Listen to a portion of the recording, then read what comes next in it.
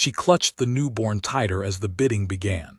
No name, no family, just desperation. Then a man spoke, gravel in his voice, sorrow in his eyes. He didn't just buy them, he rescued them. The girl didn't cry. That was the first thing Samuel noticed, standing at the edge of the crowd, hat low against the sun. He wasn't supposed to be there. The town of Clearwater held no fondness for quiet men who didn't barter, didn't gossip, and didn't believe in taking what hadn't been freely given. But something had drawn him to the square that day, something more than instinct, more than boredom. Maybe it was God, maybe it was grief. Either way, he was there when they dragged the girl onto the platform, barefoot and thin, with a bundle clutched tight to her chest. No one said her name.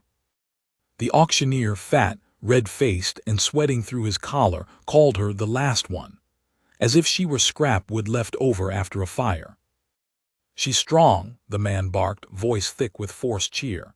16, 17 maybe, healthy, comes with a newborn free of charge. Laughter rippled through the crowd, not kind laughter, the kind that cracked bones. The girl didn't flinch, just shifted her weight, keeping her body between the baby and the men who stared too long. Samuel's jaw clenched. He'd seen cruelty before, war, famine, sickness that rotted a man from the inside out. But this was something else. This was a child being sold like a mule, and no one flinched. He stepped closer. Someone opened the bidding, a rancher from Oak Ridge. His wife had died birthing their third and he needed help with the others. Then a store owner said he could use a cleaner for the back rooms. Then a third voice, a man Samuel knew too well. Ren Maddox, owned a mill south of the river, had a reputation for breaking more than just spirits. 200, Maddox said, smirking, spitting tobacco to the dirt. The girl stiffened. Her eyes darted across the crowd, and for the first time Samuel saw the panic surface. Just a flicker, a whisper of the fear she'd swallowed too long. Then Samuel spoke. 300. It wasn't loud, didn't need to be. His voice cut the air like a blade, low and steady. Heads turned, the auctioneer blinked. "I beg your pardon, sir." Samuel stepped forward, boots crunching over gravel. 300, for the girl and the child. Maddox scowled. "You don't even know if she's worth feeding." Samuel didn't look at him, just kept his eyes on the girl. "I'm not buying livestock." The crowd murmured. The auctioneer hesitated. "Do I have 350? Silence. 300 once, twice, sold. The gavel came down like a gunshot. The girl didn't move. Samuel stepped to the platform and offered his hand. She stared at it, unmoving, until the auctioneer barked, "Get down, girl." She flinched, then obeyed, slow, guarded, the baby's head tucked tight beneath her chin. She didn't take Samuel's hand, didn't say a word. He didn't expect her to. They walked through the crowd in silence. Men muttered, women stared, children watched with wide, uncertain eyes. When they reached his horse, he paused. "I've got a place a few miles out," he said. "Cabin, not much, but it's warm." The girl said nothing. "What's your name?" She shifted the baby, eyes cast low. "Eden," she whispered. He nodded. "Samuel, you hungry?" She nodded once. He helped her onto the horse, careful not to startle her. She held the baby like glass, like the only thing left in the world that hadn't already broken. They rode in silence. Samuel didn't ask questions. Not yet. He knew the shape of trauma, knew the way it sat behind a person's eyes, silent and sharp. He'd seen it in the mirror too many times. Better to wait. The cabin sat at the edge of a dried creek, backed by trees and shielded from wind. Simple, solid, built by hands that had needed distraction from the ache of losing too much. He opened the door and stepped aside. Eden didn't move at first. Then, cautiously, she slid down, cradling the baby against her chest. She crossed the threshold like a woman expecting the floor to fall. Samuel set wood in the stove, struck a match, and let the warmth begin to seep into the room. He placed a pot of water to boil and laid bread and salted pork on the table. "You can wash if you like," he said, nodding toward the basin. "I'll step out for a bit." Still no words. When he returned an hour later, the child was asleep in the cradle he hadn't used in 6 years. Eden sat by the fire, hair damp, clothes folded beside her, wrapped in the wool blanket he'd left. She didn't meet his gaze, but her voice came, soft and unsure. "Her name's Lily." Samuel sat across from her slowly. "Pretty name." "She's 3 weeks, maybe 4, I'm not sure anymore." He didn't press. "She's not mine," Eden added after a long pause. Samuel raised an eyebrow, but said nothing. "She belonged to my sister, Ellie. We ran after the baby came. After the man said she'd fetch more with a child on her hip, but Ellie was bleeding too much. She didn't make it past the second night." Eden's voice cracked. She didn't cry, just folded in on herself, one hand on her heart, the other on her lap. "They came after us anyway. Said if she was dead, I'd do. Said they'd find someone to take the baby after." Samuel stared into the fire. Rage bubbled in his chest, low and hot. Not the wild kind. The kind that came with age and knowing the world didn't often fix what it broke. "You won't be touched here," he said. Eden nodded slow. "Why'd you do it?" "Do what?" "By me." He looked at her then. Not the blanket or the fire or the sleeping child. "You looked like you were ready to die," he said quietly, "but still holding someone else like they mattered more than you." Eden looked away, but her lip trembled, and for the first time she looked like a girl again, not a survivor, not a shadow. Just a girl. That night Samuel sat on the porch, rifle across his knees. The wind shifted strange, like something had followed them from town, something not ready to let go. Inside, Eden dreamed of footsteps and fire. Samuel dreamed of hands that had once held his. Neither of them slept deep. By morning, footprints lined the edge of the creek, too fresh to ignore, too many to mistake. Someone was coming. The creek was dry, but it still told the truth. Samuel crouched low at its edge, eyes moving slow and careful across the prints. 3 sets, 2 men on horseback, 1 on foot. Recent, less than an hour. 1 boot drag showed someone limping. The hoof marks dug deep. Riders weren't just passing through. They were circling. Eden stood at the cabin door, baby in her arms, bare feet on the porch wood. She didn't ask what he saw. The way Samuel moved was enough. He was different this morning, tense, coiled, like an old hunting dog that smelled smoke before a fire started. Samuel stood. They followed. Eden's lips pressed tight. "How far is town?" she asked. "Too far to run." "Then what do we do?" He looked at the baby. Lily stirred in her blanket, whimpering. "We survive." He started boarding the windows while the sky still burned pale with dawn. Eden helped. She didn't tremble like he expected. Her hands were fast, silent, efficient. She nailed cloth across the kitchen panes while Samuel dragged the heavy table across the doorway. When she passed him a hammer, her eyes were steady. He noticed then how thin her wrists were, how the baby barely stirred despite the hammering, how tired they both were, and yet neither had collapsed. By midday the house was shuttered tight, food laid out, rifle loaded, 2 pistols stashed, 1 under the hearthstone, the other beneath the mattress in the loft. Eden didn't ask for one. She sat beside Lily, rocking gently, whispering words only the child could hear. Her voice sounded like memory, like something ancient and brave. Samuel had only heard that kind of voice once before, when his wife was dying and still asked if he'd eaten. Outside the wind died, the birds too. The first knock came soft, mocking. Samuel raised his rifle, but didn't answer. A voice followed, smooth, familiar, Maddox. "Samuel Kane, I didn't take you for a man who liked damaged goods." Eden flinched. Samuel stayed still, eyes on the door. You bought something that didn't belong to you, Maddox called. We've come to correct that.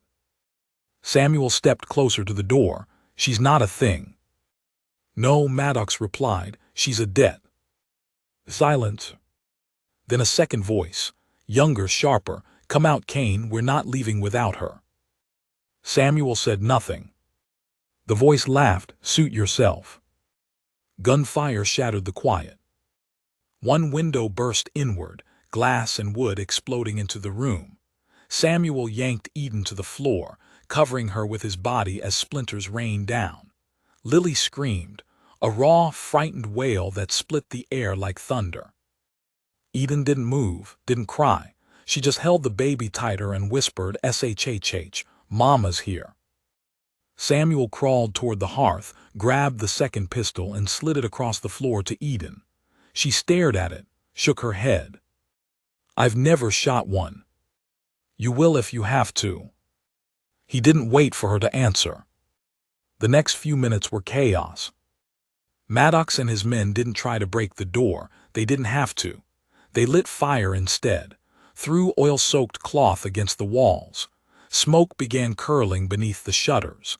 The cabin groaned, old beams creaking like bones in pain.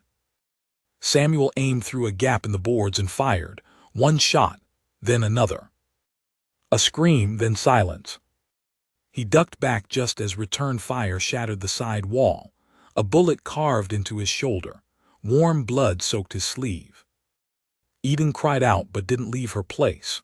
She pressed Lily to her chest, tears in her eyes now, not for herself, not for the baby, but for the man bleeding beside her who hadn't had to do any of this. "Why are you doing this?" she whispered. Samuel smiled, grim. "Because you don't deserve what they gave you." The fire reached the roofline. Smoke thickened. The baby coughed, then whimpered. Eden pressed cloth to her mouth and Lily's. Her eyes stung red. "We have to get out." Samuel looked around, fast, wild. The back cellar used to be a storm shelter. Still held root vegetables, old blankets, tools. It opened to the back slope, shielded by brush. He pointed. "There, take Lily. Crawl low, I'll cover." She hesitated. "You won't make it alone," she whispered. "Neither will you if you stay." Something in his tone left no room to argue. She ran. Low, fast, cradling Lily with one hand and dragging herself with the other. Samuel stood in the smoke, firing slow and deliberate, each bullet a prayer. He didn't pray out loud anymore, but he felt something ancient in his chest as he bought her time. Not faith, not quite, just a desperate kind of hope. The roof began to give. Wood split, heat scorched. He turned, coughing, stumbling to the hatch where Eden had disappeared. He dropped down, barely ahead of the falling beam. Darkness swallowed him. They lay in silence for a long moment, catching breath. Above them the cabin crackled, then roared. "Are they still out there?" Eden asked. Samuel listened. Nothing. Then footsteps, distant, retreating. Cowards, smoke-shy, thought the fire had done the work. "Gone," he said. Eden didn't cry, but her voice shook. "We have nothing now." Samuel leaned back against the dirt wall, shoulders still bleeding, breath ragged. "You have Lily. I'm not her mother. You are now." The words hit like truth. She looked down at the baby, at the tiny hand curled around her finger. Lily slept, soot on her cheek, but peaceful, trusting. Outside, the cabin burned to nothing. Inside the earth, they didn't move, just breath together. A man who'd lost too much, a girl who'd been stripped of everything but her will, and a child who knew only the arms that held her now. Morning came slow. They emerged to ash, smoke, and silence. But they were alive. Samuel's wound needed stitching. Eden did it with a steady hand. He didn't wince much. They slept outside that night, stars overhead, no roof, no door. But safety. Samuel stared at the fire they built, small, weak, but real. Eden curled beside Lily, keeping her warm. Her hand drifted to Samuel's once, hesitant. He let it stay. I never had a father, she said softly. He looked at her. I never had a daughter, he replied. Lily stirred, smiled in her sleep. The next morning they walked, not away, not toward anything either, just forward. They would find a new place. Together. The wind carried the smell of ash for 2 more days. They didn't speak of the cabin again, not its fall, not the fire that stole what little Samuel still owned. Some things once burned didn't need retelling. Instead they walked. Through dried fields, over hills where birds circled high above. Lily slept tucked against Eden's chest in a sling made from Samuel's old shirt. They took turns carrying what little they had left. A blanket, a dented kettle, a pocketful of dried meat, and a rifle with just 5 bullets. By the 3rd night, they found a creek with slow-moving water and trees that bowed to each other in quiet greeting. Samuel stopped walking, studied the sky, then the earth. We'll rest here. Eden nodded. She didn't question his judgment anymore. Not after the fire. Not after he bled to protect her without expecting anything in return. He knelt to clear space beneath a tall pine, careful to avoid roots. She laid Lily down beside her, curled into the blanket, one hand resting on the baby's belly as if she needed to prove to the stars that they were still together, that she could still protect something, that she hadn't failed completely. Samuel didn't sleep much that night. The wound on his shoulder throbbed with dull, rhythmic insistence. Infection hadn't set in yet, but he could feel his strength waning. He didn't say anything. He knew what restlessness could do to a person, especially a girl with nothing left but a child and a stranger. He kept his breathing steady, kept one eye open. When she turned over in the night and whispered her sister's name, he said nothing. Morning came with fog and silence. They followed the creek for half a day before finding a homestead. Fenced, but open. 2 cows in the field, a few chickens scattered near a slanted coop, and smoke curling from a chimney that promised something warmer than sky. Samuel hesitated. Eden gripped Lily tighter. Do we ask? No harm in asking, he said, though his fingers rested near the rifle's strap. They approached slow. A woman opened the door before they knocked. Mid-40s, maybe older, worn face but strong eyes. A scar trailed from her cheek to her collarbone, old and white as bone. She looked at Samuel, then Eden, then the baby. You armed? She asked. Only if we need to be, Samuel replied. You sick? No. Running? Not anymore. The woman studied them for a long time. Then she stepped aside. I don't take in strays, but I don't turn away honest folk. Food in the pot. Samuel nodded. Eden dipped her head. Inside it was cleaner than Samuel expected. No husband, no children, just rows of canned peaches and stacks of wood beside the hearth. The woman served stew without a word. She didn't ask names until the bowls were scraped clean. I'm Mabel, she said finally, setting her spoon down. Used to be a nurse during the war. Now I mind chickens and talk to trees. Samuel introduced them in as few words as possible. Eden's voice was softer, slower, as if speaking too much might draw something back from the past. Mabel didn't press. She stared at Lily a long time. You feeding her right? Eden nodded, best I can. I've got goat's milk, not much but better than nothing, come. They followed her to a linta behind the cabin. Inside, a small brown goat blinked at them with unconcerned eyes. While Mabel milked, she spoke without looking up. You're headed nowhere. Samuel didn't answer. Don't blame you. Sometimes walking's the only way to keep from drowning. Eden leaned against the post, her face unreadable. I've got a spare room, small, floor creaks but the roof holds. Still, Samuel said nothing. Mabel looked up. Not charity, I need help. Chickens don't clean themselves. Crops need turning. You work, you eat. You stay till you find somewhere else or don't. Up to you. Eden looked at Samuel. He nodded once.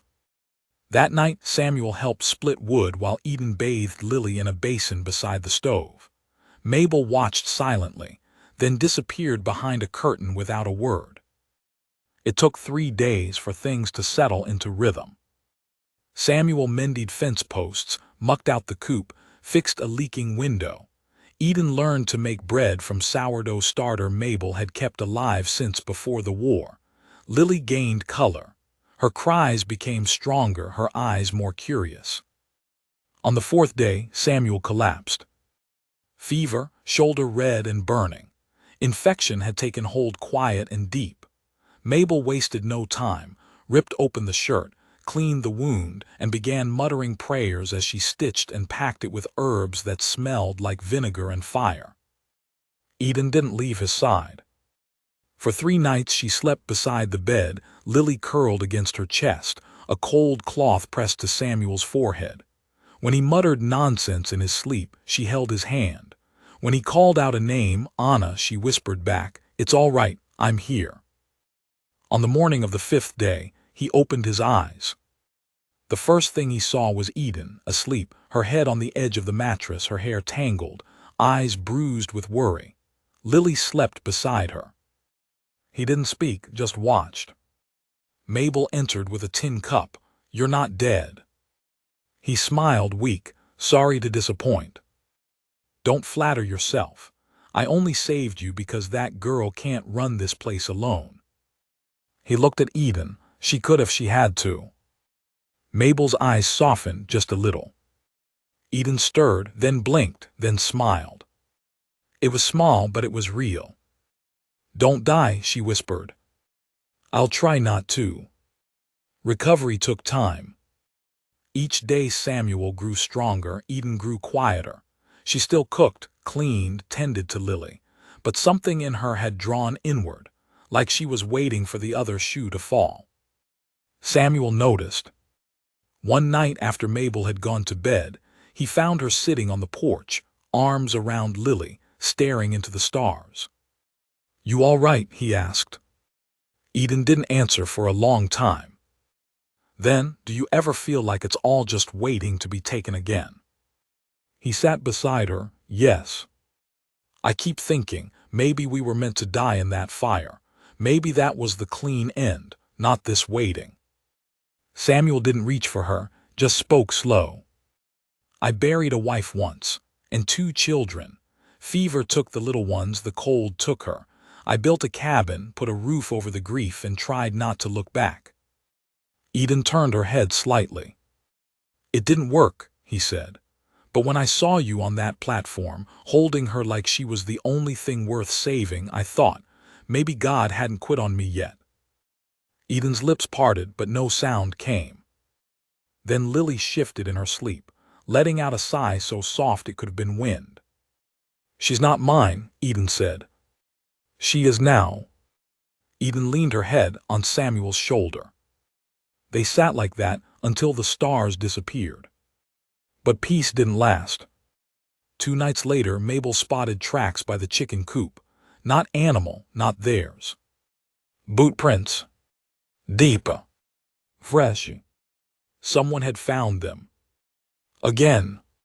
Samuel didn't wait for morning. He was out before the sun cracked the trees, boots already laced, rifle slung over his good shoulder, and a coil of rope looped through his belt. The fever had gone, but the weakness lingered like a reminder that healing came slower than danger. The bootprints outside Mabel's chicken coop weren't casual. They were pointed, deliberate. Whoever had left them had stood still long enough to study the house. Not passing through. Not lost. Watching. He followed the trail west, where the grass gave way to dry brush and the trees thinned into low hills. The prints meandered for a while, then disappeared into a creek. He scanned the opposite bank. Nothing, just stillness. Until the crow screamed. A single burst of wings from a branch to the north. Samuel followed, careful not to disturb the brittle leaves beneath him. He moved low, slow, the way he had years ago when enemy soldiers were more shadow than shape.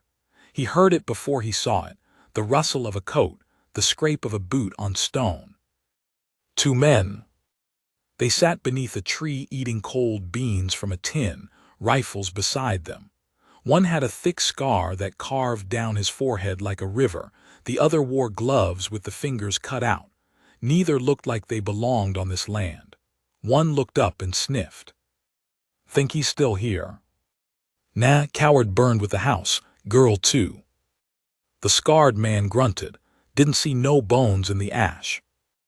"Doesn't matter, he'll come to us. They always do when you take what they got left." Samuel stepped out from the brush, rifle raised.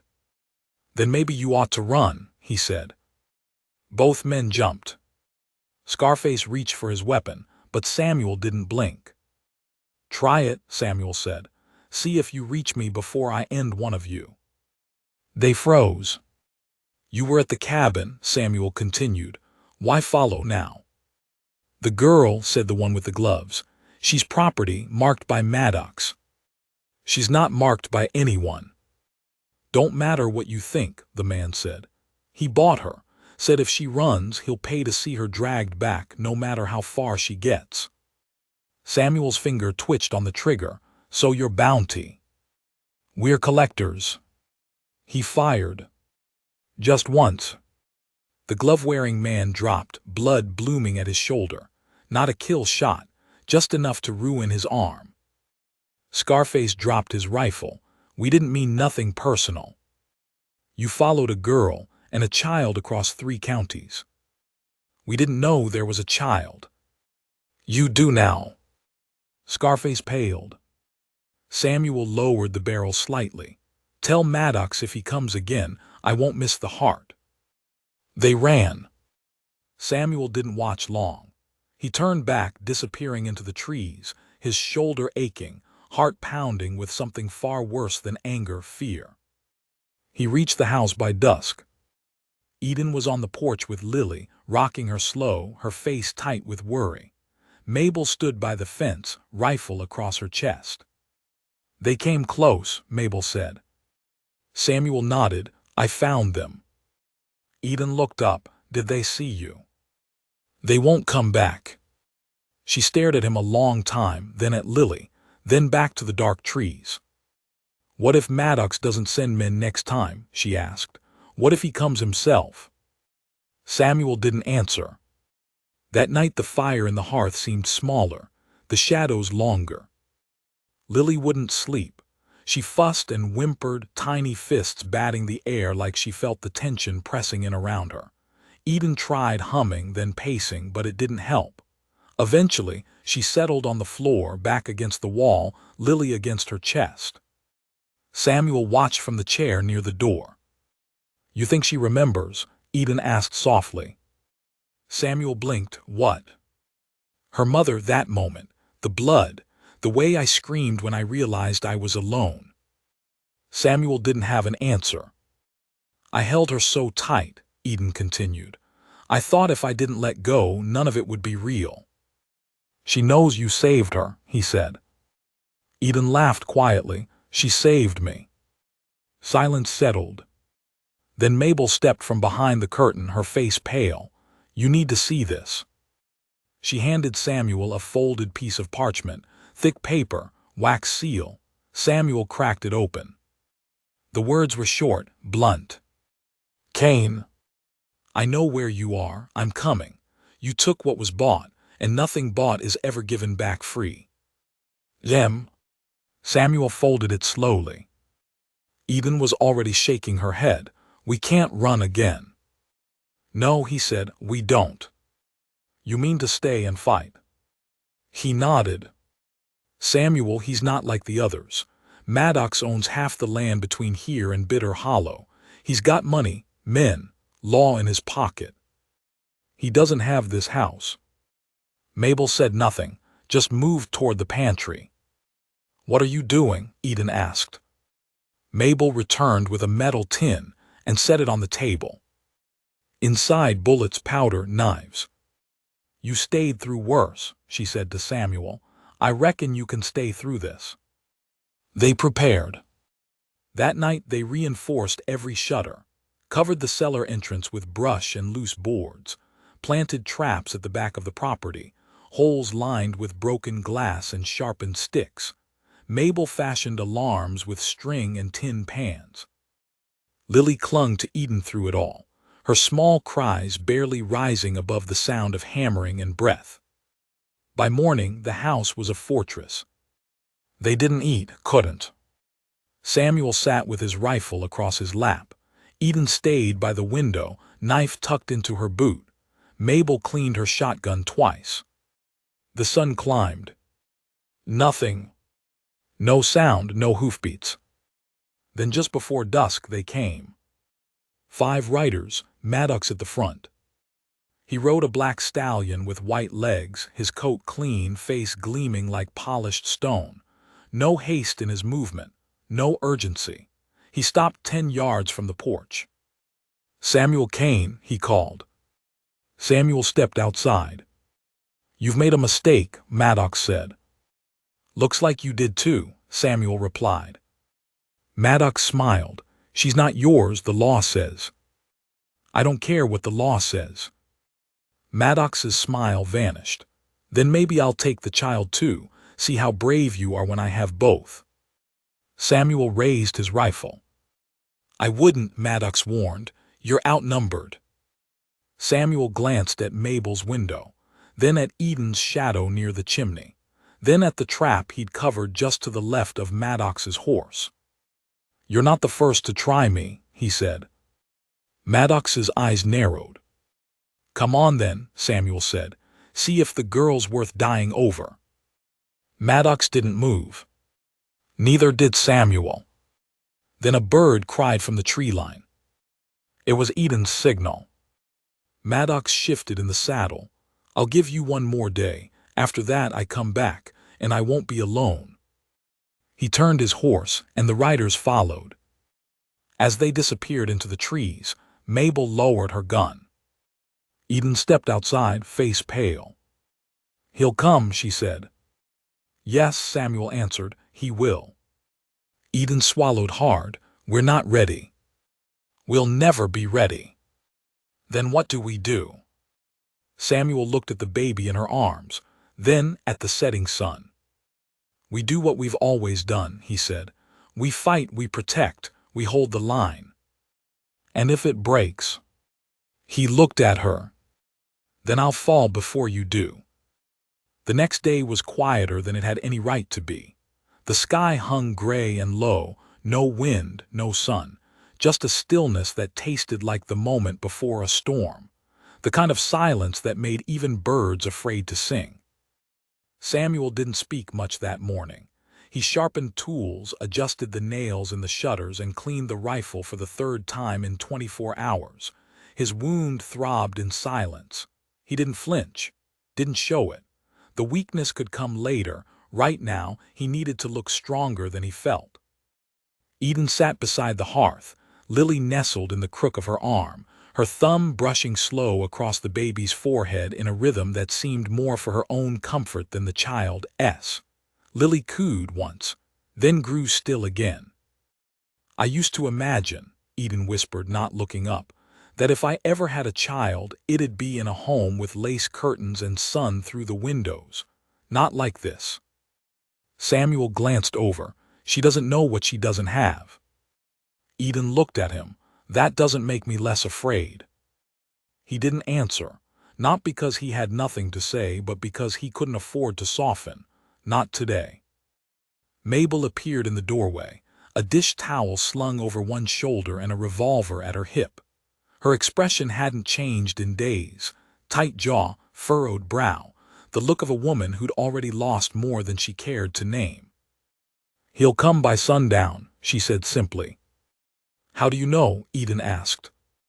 "Men like him always wait until the light leaves," Mabel replied. "Cowards love the dark." They spent the afternoon preparing a final time. Eden helped dig a ditch along the barn's far wall, just deep enough to break a horse's leg if someone didn't see it. Samuel loaded each firearm, triple-checked the rounds. Mabel boiled water and tore bedsheets into long strips, just in case. No one said what they were for. They all knew. By late afternoon, the waiting grew unbearable.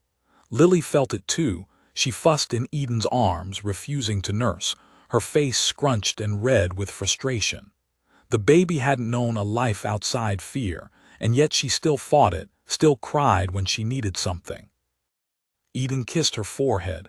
"I'll never let them take you, never." Outside, Samuel stood at the edge of the porch, staring down the long dirt path where the tree line met the horizon. That's where they'd come from. That's where the dust would kick up. That's where he'd stand when it was time to meet them. He didn't feel like a hero. He felt like a man who'd already buried too many names. By dusk they appeared. Maddox at the front just as before, but this time not with 5 riders, with 12. They spread like a wave, horses snorting, men cocky in the saddle. Some wore vests lined with metal. One had a scar across his neck, another carried a shotgun nearly as long as his horse's back. They didn't ride fast. They didn't need to. They believed the fear would do the work before the guns did. Samuel stepped down from the porch. Eden moved to the doorway, Lily clutched tight against her chest. Mabel took her place at the kitchen window, barrel aimed steady through a narrow slit in the shutter. The riders halted. Maddox smiled. "Evening," he said. "Can't imagine what's good about it," Samuel replied. "You had a chance," Maddox said, "to walk away, to pretend the girl wasn't yours, but you didn't." Samuel shrugged. "She is mine." That made Maddox laugh. "She's a runaway, Kane. She's an orphan. The baby's not even hers. What exactly are you protecting?" Samuel didn't blink. "Everything that still matters." Maddox's face changed slightly. The edges of his mouth flattened, his eyes sharpened. "I came for peace," he lied. "No, you didn't. You could still hand her over, quietly, no blood." Samuel shook his head. "She's not yours, never was." Maddox's hand twitched, a signal. The first bullet struck the fence post beside Samuel. The second missed by inches. Samuel dropped low, fired once. One rider screamed and toppled backward from his horse, writhing in the dirt. The others charged. The world exploded into chaos. Mabel opened fire from the window, her shotgun thundering against the storm of hooves. One man fell, then another. The air filled with smoke, dust, and the high-pitched whinny of terrified horses. Eden ducked inside, barricading the door as Samuel rolled behind a trough, reloading with trembling fingers. His shoulder flared with each movement. He ignored it. A rider reached the porch. Samuel shot him clean through the leg. The man screamed, dropped his weapon, and limped away. Another tried to flank left near the coop. Mabel caught him in the ribs with buckshot. Still they came. 10 left, then 9, then 8. Samuel took a shot to the thigh, grazing. Blood soaked his pants, but he didn't fall. Not yet. He caught sight of Eden through the front window. She held Lily close with one arm and fired a pistol with the other, her face pale but unflinching. The girl he'd met at the auction was gone. In her place was something harder, fiercer. A scream tore through the night. Mabel. Samuel turned in time to see her disappear behind the window. He bolted toward the porch, limping, breath ragged. "Mabel!"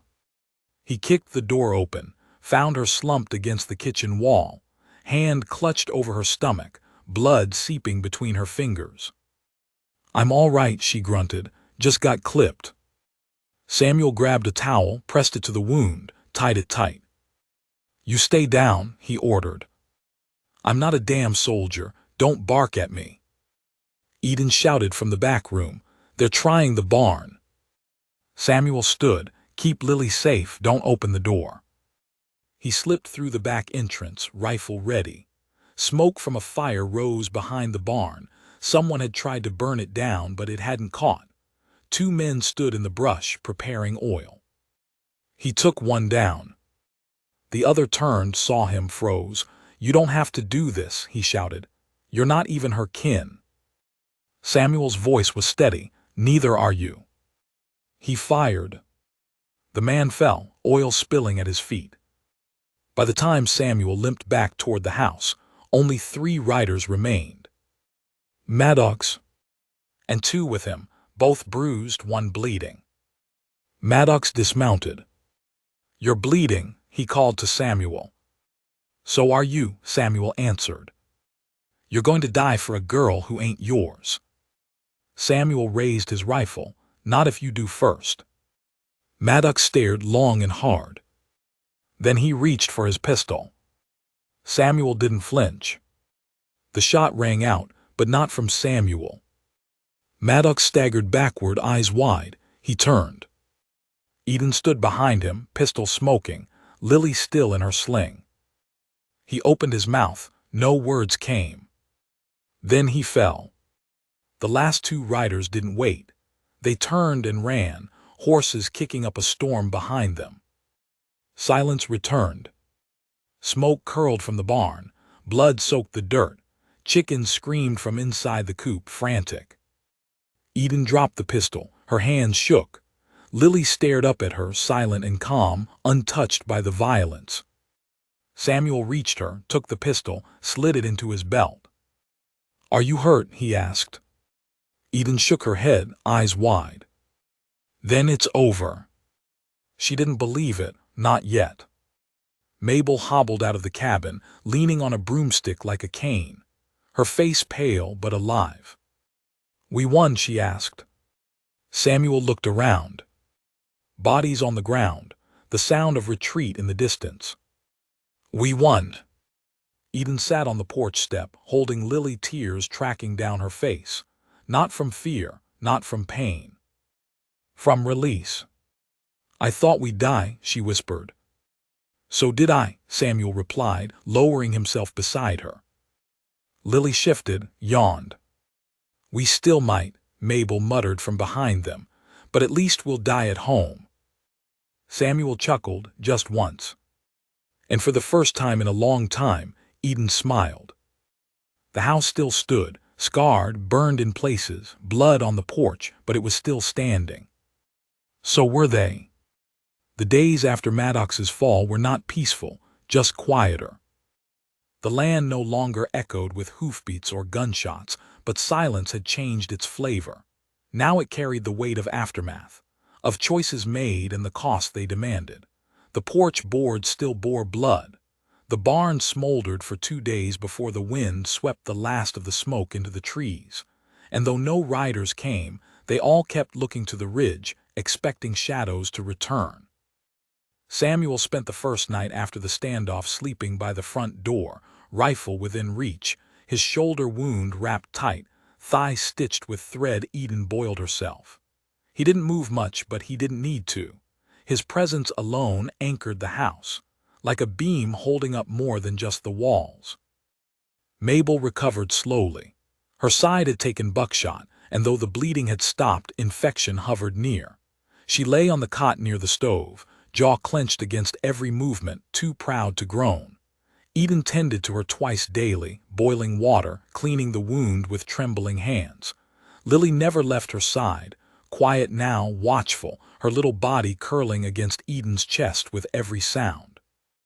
"She's too young to understand," Mabel murmured once through gritted teeth, "but she still knows something happened." Eden nodded, tears welling for no reason she could name. "She feels it.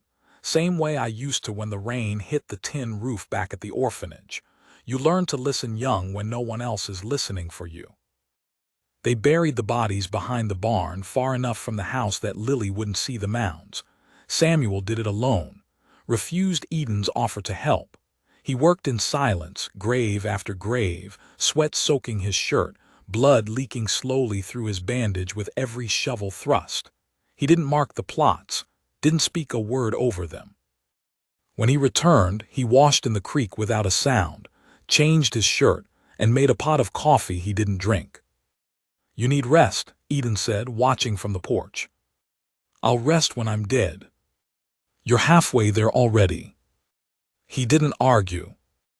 That night thunder rolled low over the hills, distant and slow. A warning. The air turned cold, and the trees whispered like they'd been holding their breath too long. The storm hit by dawn. Rain pounded the roof, blew in sideways through cracks in the shutters, turned the yard to a soup of mud and torn grass. The graves behind the barn began to sink, water collecting in the hollows. Inside they huddled around the hearth, fire blazing despite the early hour. Mabel dozed, pale and sweating. Lily whimpered in her sleep.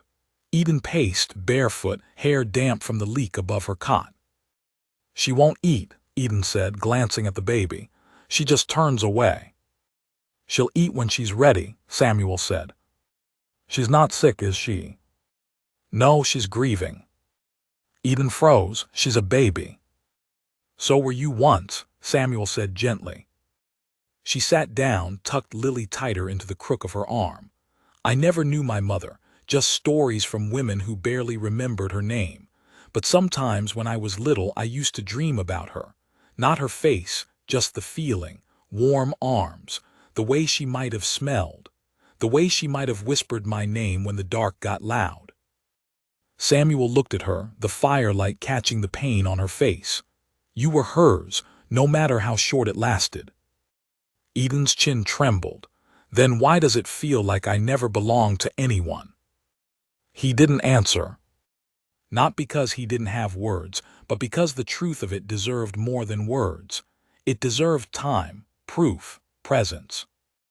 Later, when Lily finally drank from the bottle Eden had warmed, a fragile sense of normalcy returned. The baby's lips moved slow, eyelids heavy, the soft suckling sound more comforting than thunder's roar. Samuel cleaned the mud from his boots. Mabel stirred long enough to ask for tea. But the ridge was still out there, and Maddox's reach had been long. 2 days passed, then 3. Then a letter arrived. A writer, young, unarmed, trembling. He didn't approach the house, just left the envelope in a hollow of the fence post and rode off fast, eyes wide like he was delivering death. Samuel opened it on the porch. Rain had smudged the ink, but the message remained clear. "You killed a man with powerful friends. You think this is over. It's only beginning. You've made enemies that don't wear spurs or show up in daylight. I hope the girl was worth it." There was no name, no seal. Just the truth. Maddox might be buried, but his debts weren't. Eden stood behind him, reading over his shoulder. "You think more will come?" she asked. "They already have," Samuel said quietly, "just not with guns." "What do you mean?" He turned, handed her the letter. "Someone sent this on purpose, to unnerve us. Fear is a seed. If we let it root, we lose before the next shot's fired. But they might not even show. That's what fear counts on." That night they didn't sleep much. Eden kept Lily close, watching the windows. Samuel sat on the porch with his rifle again. Even Mabel, pale and quiet, insisted on sleeping in a chair near the back door, a pistol tucked into her blanket. By morning the storm had passed, but the fear hadn't. They didn't speak of it, just kept going. Eden taught Lily to grip her finger tighter. Mabel coached Eden on how to stitch properly. Samuel repaired the barn roof, his movements slower now, more deliberate. Every task, no matter how small, carried weight. A week passed. Then another. No riders came. No more letters. Just whine through the grass, the groan of old floorboards, and the slow return of something resembling life. Eden laughed once, real laughter, when Lily grabbed her nose hard enough to startle a sneeze. The sound echoed through the cabin like a hymn. "I didn't think I'd ever laugh again," she admitted afterward, cheeks flushed. Samuel offered a rare smile. "It sounds good on you." They didn't speak of the future. Not yet. But it hovered there in the space between moments, in Lily's growing weight, in the way Eden looked at Samuel a little longer each day, in the way Mabel nodded to herself when no one was watching. But peace wasn't guaranteed. And that truth returned when the sheriff came.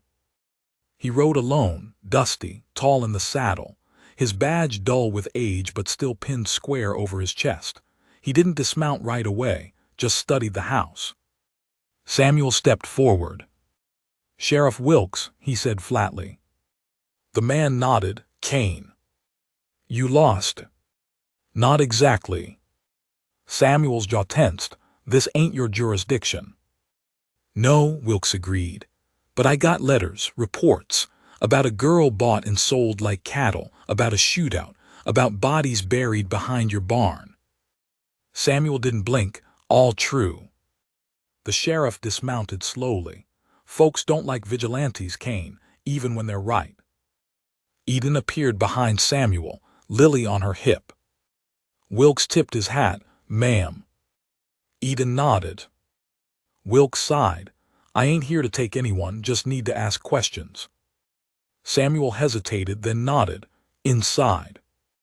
They sat at the table. Mabel watched from her corner, silent but alert. Wilkes looked at Lily. "That the child?" Eden nodded. "She's mine now." He scribbled something on a paper. "Any blood relatives?" "None alive," Eden said. He turned to Samuel. "And you?" "She's not mine by blood," Samuel said, "but she's under my roof." Wilkes tapped his pen. "Then she's yours by law if the paperwork checks." Eden swallowed. "There's paperwork." "There will be." The questions lasted an hour. Where they'd come from, who fired first, how many fell, why Eden was bought, why Samuel intervened, why they stayed. At the end, Wilkes closed his book. "You'll be watched," he said. "Not just by me, but I reckon you know that." "We're not hiding," Samuel replied. Wilkes nodded. "Just surviving, huh?" Eden stood, rocking Lily gently. "No, not just surviving, we're building something." The sheriff studied her a long moment, then smiled faintly. "Then keep building. Just be careful what corners you cut." He left without another word. As his horse disappeared over the ridge, Mabel exhaled. "I don't like it." "He's right to watch us," Samuel said. "But that don't make it feel any better." Eden turned, kissed Lily's head. "No one's taking her." "No," Samuel agreed. "Not now, not ever." And the way he said it, low, steady, without a hint of doubt, made the cabin feel safer than any sheriff's badge ever could. Spring crept in quiet, like someone afraid of being noticed too soon. The air grew warmer, grass returned between the rocks, and the orchard behind the house, long left for dead, pushed out the first stubborn green buds. It was the kind of season that makes even grief loosen its grip, if only slightly. Lily grew stronger with it. Her cheeks filled out, her grip tightened, and her eyes, once cloudy and vague, found Eden's face and stayed there. Samuel noticed the change first. He watched the baby from across the room one afternoon after coming in from splitting logs. She reached for Eden's braid with such certainty it startled him. "She knows you," he said. Eden looked up, cradling Lily against her chest. I think she's starting to believe she's safe." He nodded once, set his hat on the peg, and crossed to the table. His limp had lessened but never vanished completely. He didn't complain about it. Didn't need to. Eden had learned to listen for the drag in his step and adjust her pace when they walked together. The days fell into a rhythm. Samuel tended the land, Eden the home, and Mabel, recovered, stubborn as ever, oversaw them both like a hawk that had earned the right to perch above the world and not answer to anyone. The neighbors, most of whom hadn't cared a whit for Samuel Kane in years, began sending word. Quiet at first, a bag of grain, a handful of nails. Then one day a young woman from town, no older than Eden, came with a basket of apples and a nervous smile. "We heard about what happened," she said softly, eyes drifting to Lily. "We wanted to help however we could." Eden accepted the gift, but the girl's eyes lingered on Samuel longer than necessary, until Mabel cleared her throat loud enough to startle a squirrel from the rafters. Still, something was shifting. Reputation, like rust, spread in every direction, but Samuel's was finally changing color. He wasn't just the silent widower anymore.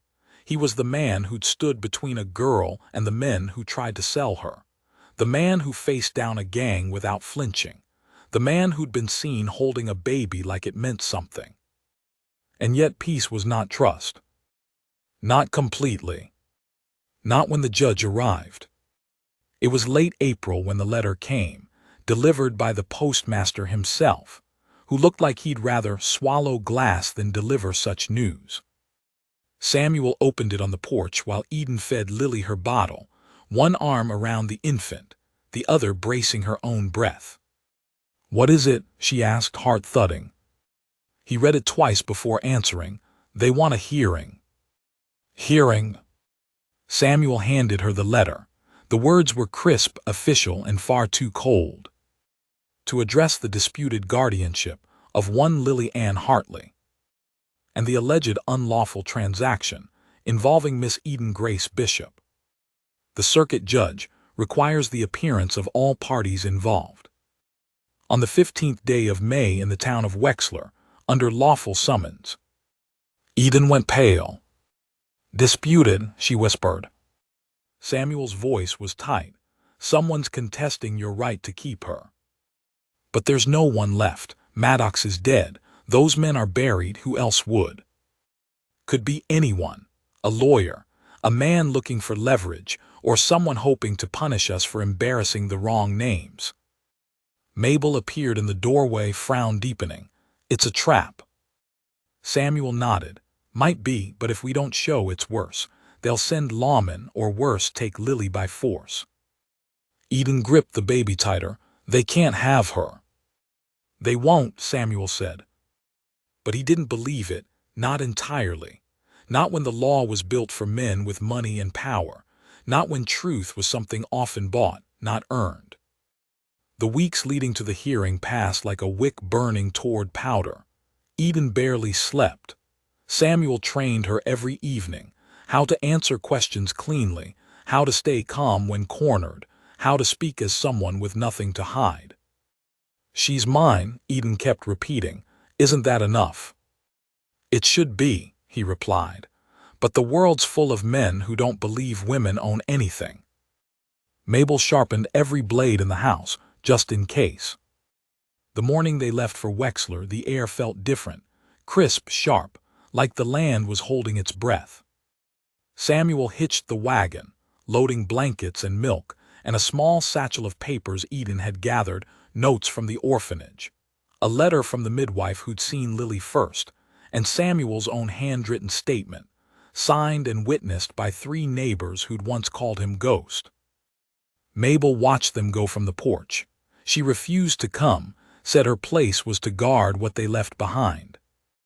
"If the Lord asks," she said, "I'll tell him I stayed for the right reasons." Eden kissed her cheek. Samuel squeezed her shoulder. Then they rode. Wexler was larger than Eden remembered, more stone buildings than wood, a real courthouse, a hotel with curtains in the windows. She clutched Lily tighter with every passing building. "They won't take her," she whispered. Samuel didn't reply. He just steered the wagon forward through the gates toward whatever waited. The courthouse was quiet when they arrived. No shouting, no crowds, just the slow toll of the noon bell and the cold slap of their boots on stone steps. Inside, they sat on the long bench until called. Then at last their names echoed through the chamber. Kane, Bishop, Hartley. Eden stepped forward, hands trembling. The judge was older than Samuel expected. Stern eyes, silver mustache, fingers that tapped without rhythm on the armrest of his chair. "You stand before this court," he said, "to determine the guardianship of a child not born to either of you, nor legally adopted. Explain." Samuel spoke first, steady, measured. She was being auctioned, with Eden holding her. "No papers, no name. I intervened. I've kept them safe ever since." "Intervened how?" Samuel paused. There was violence. The judge raised a brow. "You admit to murder." I admit to protection. Eden stepped forward, voice cracking. She has no one. I held her first. I fed her. I stayed with her when her fever came. I named her. I love her. Isn't that what matters? The courtroom was still. The judge studied them long. Miss Bishop, your age? 19. Your income? I don't have one. Your husband? Samuel cleared his throat. I've filed intent to marry her. Eden turned. You did what? The judge blinked. It gives her legal standing, Samuel said simply. They can't take Lily if she has a husband to defend her. Eden's mouth opened. No words came. The judge stood. This is unconventional, perhaps illegal in some counties, but given the alternative, sending the child to a system that failed her once already.